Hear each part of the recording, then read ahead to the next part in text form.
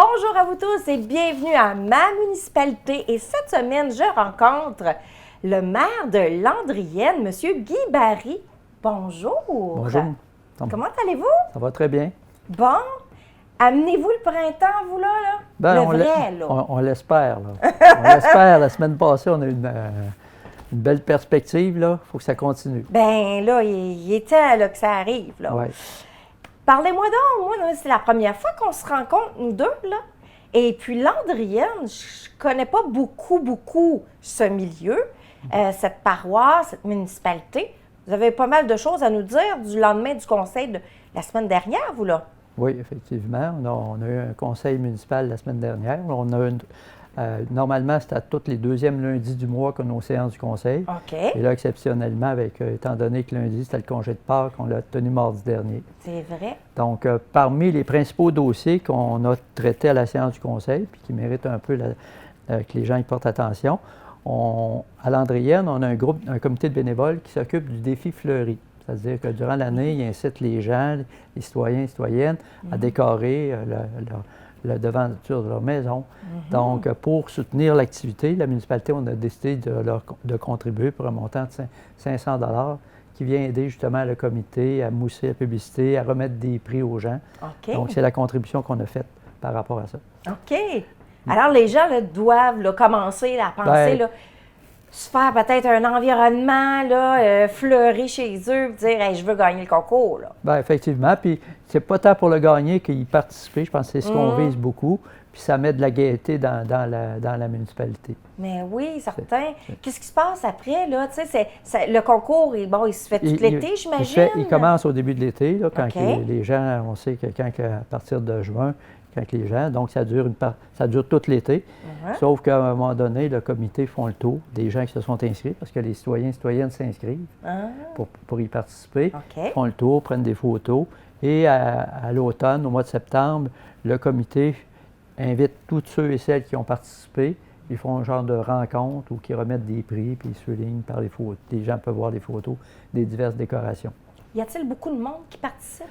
Il y a un bon niveau de monde qui y participe annuellement. C'est variable. Oui, OK. oui. Les gens y participent. Les gens ont une fierté aussi de le faire. Puis en même temps, nous, de notre côté, la municipalité, on en profite aussi pour avoir certains espaces à certains endroits où aussi qu'on entretient, soit aux entrées de la municipalité et même à l'intérieur de la municipalité, parce qu'on a un circuit culturel qui a été inauguré en 2018 lors du 100e de Landrienne. Puis, on a aussi d'autres endroits que les gens peuvent aller. Donc, on essaye aussi de mettre des fleurs puis faire en sorte que l'espace de végétation soit présent dans le milieu. Ça, c'est bien. Moi, je me rappelle, là je bifurque là, de coq à l'âne, là. Quand j'étais enfant, ce que je me souviens de Landrienne, c'est que j'allais au carnaval. Oui. Puis on avait le petit bonhomme, là. C'est ça. Le petit bonhomme carnaval sur nous autres, là. C'était le fun. Y a-t-il encore un carnaval? Oui, il y a encore eu un carnaval. Le carnaval a eu lieu là, au début mars, là, dans le 3-4 mars. C'est un carnaval aussi qui est beaucoup orienté maintenant sur la famille, sur les jeunes. C'est le centre d'attraction. Ça commence le vendredi soir avec une discothèque pour patins. Oh! Oui. Patin 4 roulettes, là? Non, patin à glace, là. Ah, patin à glace, c'est ça. Au centre multifonctionnel Serge Savard. Et le samedi, il y a des activités qui se déroulent principalement à la salle communautaire, qui est au sol de l'ancienne église de Landrienne. Y a-t-il encore le bonhomme? Il y a encore un bonhomme, oui. Il a changé avec le temps. Ils l'ont modernisé. Ils l'ont surtout donné une modernité au bonhomme lors du 100e anniversaire de Landrienne en 2018. Ils en ont profité. OK. Donc, c'est toujours présent. Bon. C'est une activité qui a changé dans le temps, mais il en demeure pas moins que c'est une activité que le groupe de bénévoles qui s'en occupe souhaite garder puis continuer, parce que c'est quand même plusieurs années, je pense. C'est la combienième édition du carnaval? Je ne voudrais pas m'aventurer, mais il me semble que cette année, c'était pas loin de la 35e. Ça doit. C'est ça. Ça doit. C'est ça. Ah, c'est intéressant, ça. Oui. Puis là, qu'est-ce qui se passe d'autre? Bon, ce qui s'est passé d'autre aussi, on a adopté un règlement qui concerne l'église de Landrienne. C'est que la municipalité, on est devenu propriétaire du bâtiment de l'église depuis le mois d'octobre dernier, OK. où on en a pris pleine possession. en prenant possession de ça, on a profité de l'occasion pour relocaliser notre bibliothèque municipale là, pour en reparler. À l'église? À l'église, dans une partie de la nef. On a complètement séparé en deux. OK. La nef, là, on a mis un mur autoporteur, donc ça. Donc, dans le cadre de l'acquisition, nous, on a fait un règlement pour que le bâtiment soit reconnu comme bâtiment patrimonial. Okay. Même s'il date de 1959, pour nous, c'est important qu'il soit reconnu patrimonial. Et on l'a acquis aussi dans l'idée de le conserver au niveau maximum des infrastructures d'architecture. Quand on a réaménagé notre bibliothèque, on a fait en sorte que de ne pas dénaturer l'intérieur du bâtiment. OK. C'est vraiment ce qu'on a fait, ça s'inscrit très bien dans la structure du bâtiment. Okay. Donc, on a passé un règlement pour qu'il soit reconnu patrimonial pour Landrienne. Donc, ça rentre dans un cadre là, de requalification du bâtiment. Pour nous, on trouvait important.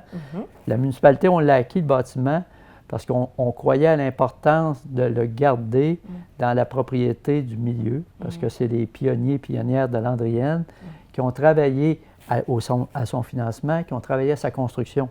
Ah oui! Donc, pour nous, c'est important que ça demeure la propriété des citoyens et des citoyennes, parce qu'on connaît très bien que un peu partout, les fabriques ont plus de difficultés. Donc, nous, on a fait une entente avec la fabrique. Ils ont une partie de la nef qui leur appartient, qui continuent à faire l'office religieux.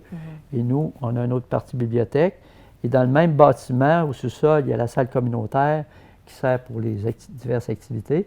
Mais aussi, dans le même bâtiment, autour, dans la partie sol, on y relocalise certains organismes. Entre autres, plus particulièrement, il y a les Chevaliers Colons qui ont un espace, les Fermières de Landrienne ont un espace, et les autres organismes, il y en a qui ont des espaces pour entreposer, mettons, comme le carnaval, ce qui appartient au carnaval, il y a un endroit. Fait que divers organismes qui sont là. Fait que ça, c'est important. Et aussi, dans le bâtiment, il y a une autre section où on avait un local pour l'infirmière avec le CLSC qui venait là, tous les mois. Là, ça a changé un peu. Ils viennent moins régulièrement à cause des problématiques de main-d'œuvre que le CLSC connaît. Et on a aussi le bureau de poste. Donc, c'est donc bien grand, cette église-là. L'église est là, mais il y a toute une autre partie qui est le presbytère. Qui était le presbytère, qui était soudé à l'église. Et même, il y a actuellement, dans la partie presbytère, en plus du CLSC, d'héberger les organismes au sol, il y a un loyer qui est actuellement occupé par une résidente là, qui demeure là. Bien là, on rend l'utile à l'agréable, c'est bien ça. C'est ça. L'église, est-ce qu'elle est encore fonctionnelle? Est-ce qu'il y a une messe qui se fait là? Oui, il y a encore une pratique religieuse qui est là. Eux autres, ils ont leur coin, ils ont leur autonomie. Puis quand les gens viennent à l'office religieux, ils rentrent par la porte en avant, ils passent au centre de la bibliothèque et ils s'en vont de l'autre côté où il y a des portes là, pour la partie nef. Ça conserve cette autonomie-là. Ah bien, c'est bien, ça. Et puis, là, bon, la bibliothèque, là, on vient d'en parler. Le patrimoine aussi, mais il y a un laboratoire numérique? Oui, il y a un laboratoire numérique. Ce que l'on veut faire, c'est attirer les jeunes, parce que le but, quand on a travaillé à relocaliser notre bibliothèque, parce qu'on faisait l'aménagement des bureaux administratifs qui sont juste de l'autre côté de la route 386, en face de l'église. L'objectif, c'est de relocaliser la bibliothèque, mais de faire en sorte d'avoir plus d'attraction au niveau de la bibliothèque. Donc, c'est pour ça que, bon, il y a la partie bibliothèque qui a été réaménagée. On a aménagé aussi un espace souvenir en lien avec le 100e. Donc, quand on a fait le 100e, il y a des gens qui avaient des objets qui avaient exposé. Et par rapport, il y avait des photos, il y avait un peu de tout. Donc, on a fait un espace. Fait qu'il y a un espace, pour l'instant, on parle d'un mini-musée, mais ce n'est pas vraiment l'appellation qu'on veut lui donner. C'est un espace souvenir. Et on a aménagé aussi dans la partie... il y a un deuxième étage dans la partie qu'on occupe, on a aménagé ce qu'on appelle un mini-lab, un Media Lab. Notre but, c'est de créer une synergie des podcasts, là, je veux dire le vrai mot. C'est ça, fait qu'on veut amener ça et on veut créer de l'animation aussi. Fait que c'est le but d'amener les jeunes, les adolescents, le plus possible à utiliser leur bibliothèque municipale. Bien, c'est le fun, ça. Il y a combien d'habitants à Landrienne? Il y a environ 950-960 habitants, là, tout dépendant là, de comment, qui compte, comment ils font le calcul. Donc, c'est principalement la population. On a déjà été plus nombreux parce qu'antérieurement, il y avait des familles pionnières, donc il y avait un certain nombre d'enfants, plus d'enfants que maintenant, et les enfants demeuraient à Landrienne. Et avec le temps, bien, les familles ont changé et il y a quand même de nouvelles familles qui sont venues s'installer. Donc, il y a autant de bâtiments, sinon plus de maisons qu'avant. Mais il n'y a pas nécessairement plus dedans. Non, c'est ça. Des fois, il y a juste une personne dans une maison. C'est ça. Ou une famille avec un ou deux enfants. C'est ça.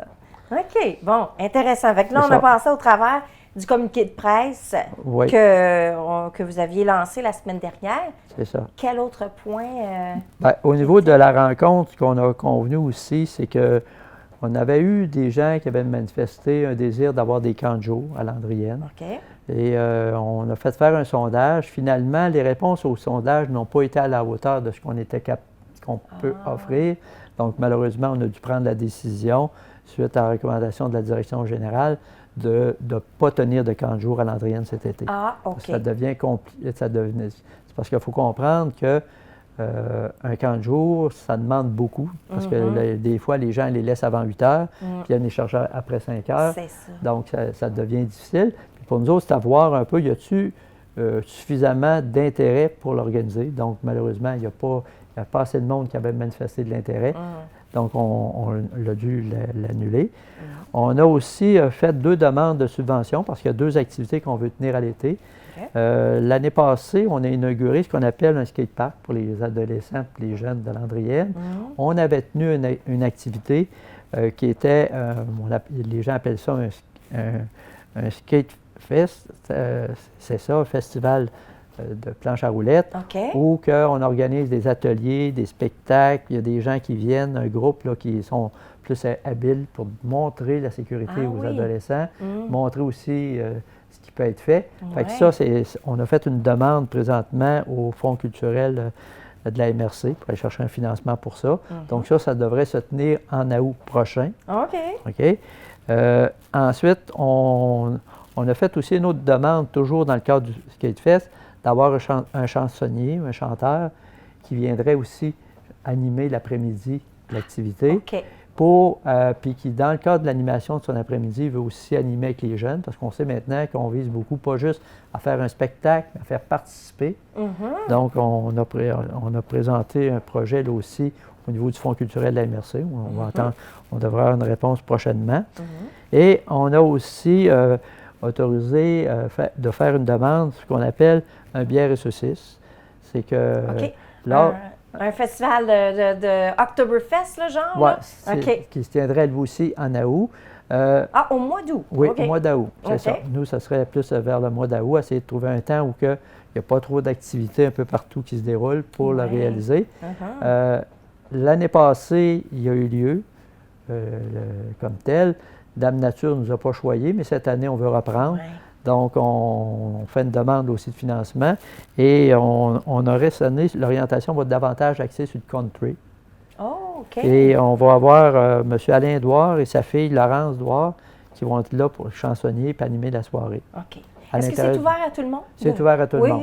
Oui, qu'on soit de Landrienne ou pas. Pas de Landrienne, il n'y a aucun problème. Donc, ça, c'est les éléments aussi qui ont été... à passer au niveau du conseil. Et on a aussi, dans le cas, je parlais tantôt de l'Église, on est en train de regarder pour déposer, parce qu'on sait que tu acquiers un bâtiment, mais il y a de l'amélioration. Entre autres, il y a un projet majeur au niveau du bâtiment, c'est la toiture, qui est importante. La toiture de la partie de l'Église, c'est quand même important comme structure. Elle demande complètement d'être rénovée. La fabrique, à l'époque, avait commencé à aller chercher des fonds. Ils ont un montant qu'ils vont transférer à la municipalité pour faire la toiture. Mais on a un programme qui se développe au niveau provincial qui permet justement de déposer un projet dans le cadre de la requalification des bâtiments religieux excédentaires pour la garder garder la OK. structure patrimoniale. C'est pour ça qu'on a passé notre règlement Ouais. patrimonial pour Ouais. être capable d'appliquer dans ce règlement-là, dans C'est ce programme-là. Ben oui. Donc là, on veut justement, on a passé, on avait besoin d'une donnée d'architecte. Donc on a donné un petit mandat à une firme d'architectes pour justement là, aller comme tel. Fait que c'est des points majeurs là, qui ont eu lieu lors du conseil comme tel. Mais il y a plein de choses qui s'en viennent. Oui, il y a plein de choses. Il y a eu des belles choses aussi qui se sont réalisées. Là, la semaine dernière, là, justement, le 12 avril dernier, notre agente de développement a organisé pour les jeunes de Landrienne, plus particulièrement les jeunes de l'école primaire, un genre de course au coco qui est populaire. On ne l'a fait pas avant, mais on l'a fait après OK, Pâques. après Pâques. OK. Et il y a eu quand même une quarantaine d'enfants OK. qui ont participé. C'était à partir de 5 heures, donc avec les parents, ils ont participé. Ça a créé de l'animation. OK. Donc, notre agent de développement, Mme Alison Ménard, qui s'occupe un peu des activités pour travailler à ce niveau-là, avait organisé l'activité. Donc, c'était C'était comme des tel. cocos à manger, là, Oui, c'est ça? oui, des vrais, Des fois, là. Ouais, du chocolat. Du Comme chocolat. les enfants aiment. C'est Il y, ça. il y a aussi une autre activité qui se déroule tous les mardis soirs au bâtiment de la patinoire. On travaille avec la maison des jeunes, là, l'élan, là, OK. qui font de l'animation. Donc, tous les mardis soirs, les jeunes qui sont intéressés par ça se rendent au centre multifonctionnel sur Chabard où on a un bâtiment là, qui permet une salle. Les jeunes vont là, ils animent. Comme quand il y a eu le lancement pour la bibliothèque qu'on a fait en mars dernier, bien, il y avait une collation parce qu'on a profité de l'occasion pour faire aussi une activité pour les jeunes Dragons des Neiges à l'extérieur. Oh oui, OK. Donc, suite à l'activité Dragons des Neiges, il y avait une collation. Donc, c'est les jeunes de la Maison de l'Élan qui ont fait qui ont servi la collation. C'est merveilleux. Oui. Autre chose aussi qu'on a fait, toujours lors de l'inauguration de la bibliothèque, on en a profité aussi pour lancer ce qu'on appelle notre politique municipale Amis des aînés. Oui. Donc, dans le cadre pour aider familles. Donnez-moi là. Fait que pour nous, c'était important comme municipalité. C'est la première politique que la municipalité de Landrienne se fait au niveau des aînés et des familles. Parce que pour nous, c'est important là, de travailler à garder nos aînés le plus longtemps possible dans le milieu. OK. Et de travailler l'intergénérationnel avec les familles. Donc, on en a profité lors de l'inauguration de la bibliothèque pour faire le lancement officiel de notre politique. Donc, le petit feuillet qui est là, il a été distribué à ce moment-là, il est disponible. Ça nous donne une synthèse rapide de la politique. C'est quoi l'objectif de la municipalité? Parce que pour nous, c'est important. On a justement on va le finaliser là, au printemps. On a eu, grâce à la MRC, un projet justement pour rénover à l'arrière de on a une salle de l'âge d'or.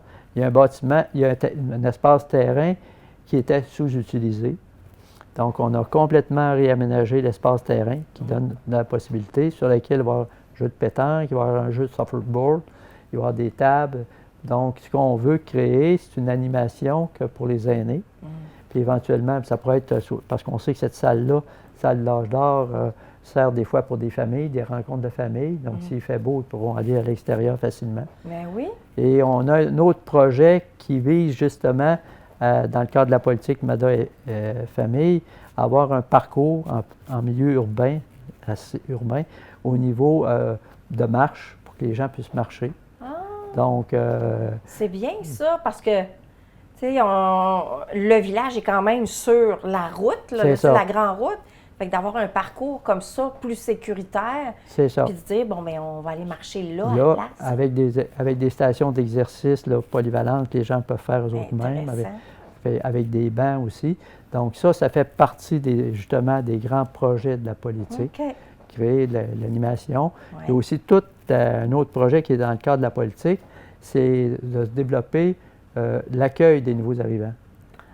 Parce que ça, c'est important parce que, comme je vous disais tantôt, ça a changé beaucoup Landrienne. Il y a beaucoup de nouvelles familles qui viennent s'y installer.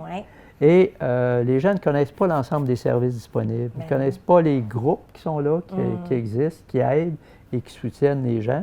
Donc, ce que l'on veut, c'est créer, justement, à partir de la politique, faire en sorte que créer une activité, une occasion d'accueillir les nouveaux arrivants. Donc, c'est des projets là, qui sont sur la table à dessin, qu'on travaille. Bon. L'ensemble des élus qui travaillent au niveau du conseil avec moi, puis avec le personnel administratif. Vous êtes pris, bon, c'est un projet sur combien d'années, vous pensez, là, avant que ça soit concrétisé? Bien, écoutez, on avait déposé pour le circuit, mettons, pour les aînés, là, de marche, tout ça, on avait déposé au programme Prima. C'est un programme que le gouvernement avait lancé pour les aînés, mobilité active. On avait déposé. On a reçu une réponse que notre projet n'était pas retenu dans la cohorte, sauf que là, on redépose. Ah, OK. Fait que, ce qu'on se dit, bien, l'année passée, notre politique était adoptée en avril 2022. Le programme il fallait déposer pour juin 2022, c'était rapide. Peut-être que le comité a évalué que on n'était pas assez avancé avec notre politique, tout ça. Donc, on leur présente, on leur dépose. Okay. Si ça ne passe pas, on va travailler différemment.